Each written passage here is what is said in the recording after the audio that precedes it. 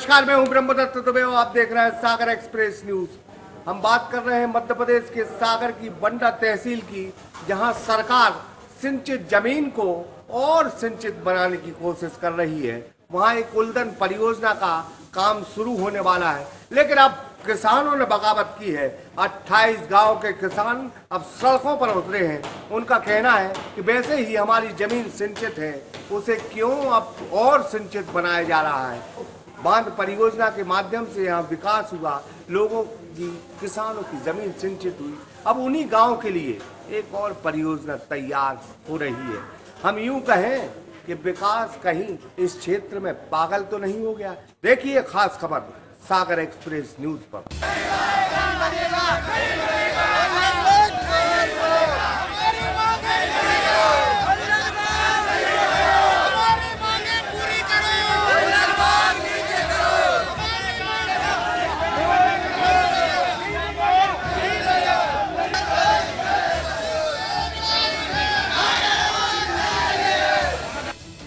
सैकड़ों की तादाद में कलेक्टर कार्यालय में पहुंचकर नारे लगाते अवंडा विधानसभा के 28 गांव के वो किसान हैं जिनके लिए उल्दन बांध परियोजना उलझन बन गई है। दरअसल इन किसानों का दर्द है कि सरकार का जल संसाधन विभाग उल्दन ग्राम में धसान नदी पर जो बांध बना रही है, उसमें 28 गांव के हजारों किसानों की 35,000 हेक्टेयर सिंचित जमीन डूब में आ रही है। इस बांध के बनने से तकरीबन 65 गांव का संपर्क बहरोल कस्बे से खत्म हो जाएगा, क्योंकि उसी क्षेत्र के आसपास पेट्रोल पंप, स्कूल, बाजार, स्वास्थ्य केंद्र, विद्युत सप्लाई है, जिससे इन गांवों का संपर्क टूटेगा। साथ ही 1000 वन्य प्रजाति इससे प्रभावित होगी। इसके अलावा 100 दुकानों का बहरोल चौराहे पर जो मार्केट है, जिससे 40 गांव का संपर्क टूटेगा और आम जनजीवन प्रभावित होगा। बैंक है, पुलिस थाना भी है, हर चीज़ है। वहाँ के 40-50 गांव के लाने सुविधा है। बैंक ने शहर नहीं भागना पड़ता है कछु चीज़ के लिए। किसान का विरोध ये है कि बीना परियोजना, जो बंडा परियोजना है जो आपकी, वो बने, सरकार बनाए उसको, मगर उसकी ऊंचाई कम हो, जिससे किसानों का नुकसान ना हो, विस्थापन ना हो।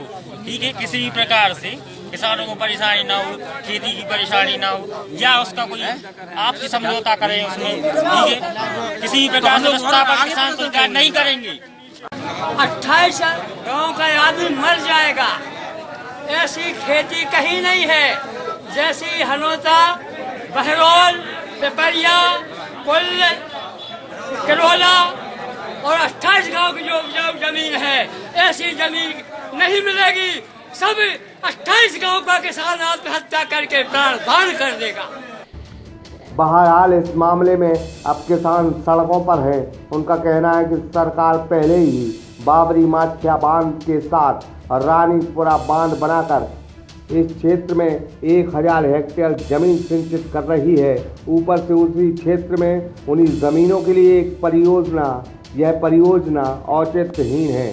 किसानों की दलील है कि अगर सिंचाई महकमा इस बांध का डीपीआर फिर से तैयार करवा कर इसे 15 किलोमीटर नीचे खिसका देता है, तो अन्नदाता की अन्न देती हुई उपजाऊ जमीन बच जाएगी, आवागमन भी प्रभावित नहीं होगा।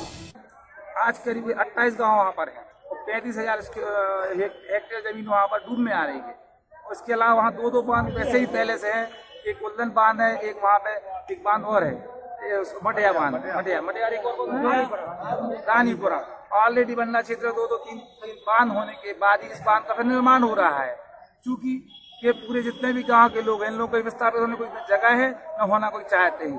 ये सब वहीं रहना चाहते, वहाँ से कोई अलग होना नहीं चाहता। हम लोग ये मांग यदि नहीं मानी गई तो ये हमारा जो आंदोलन है ये चलता रहेगा, ये खत्म नहीं होगा।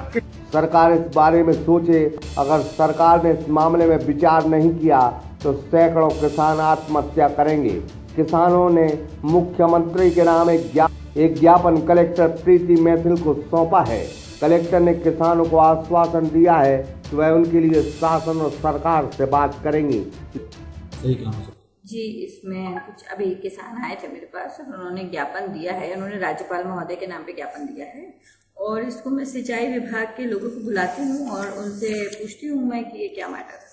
हाँ, ये उन्होंने कहा है किसानों ने, लेकिन इसका परीक्षण जो है वो सिंचाई विभाग के लोग बता पाएंगे। WRD डिपार्टमेंट के जो सब इंजीनियर्स हैं, वो फिजिबिलिटी होती है, बेसिकली एक पर्टिकुलर पॉइंट होता है जहाँ पे डैम बन सकता है, तो वी विल कंसीडर, हम लोग एक बार दिखवा लेते हैं। लेकिन सवाल फिर वही है, जल संसाधन विभाग ऐसा कैसा प्रोजेक्ट बना रहा है जिसमें किसानों का दर्द और दर्द में तब्दील हो रहा है।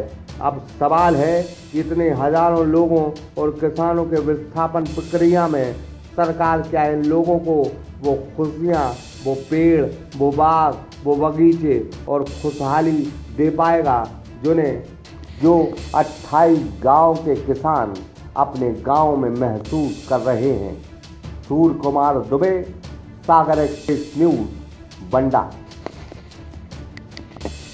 सागर एक्सप्रेस न्यूज की वीडियो अगर आप YouTube पे देख रहे हैं तो उसे सब्सक्राइब कीजिए, और अगर यही वीडियो आप Facebook पे देख रहे हैं तो उन्हें लाइक कीजिए, और अगर आप कमेंट लिखना चाहते तो कमेंट भी लिखिए, और आपका दिन शुभ हो, मंगलमय हो, यही हम ईश्वर से प्रार्थना करते हैं। नमस्कार।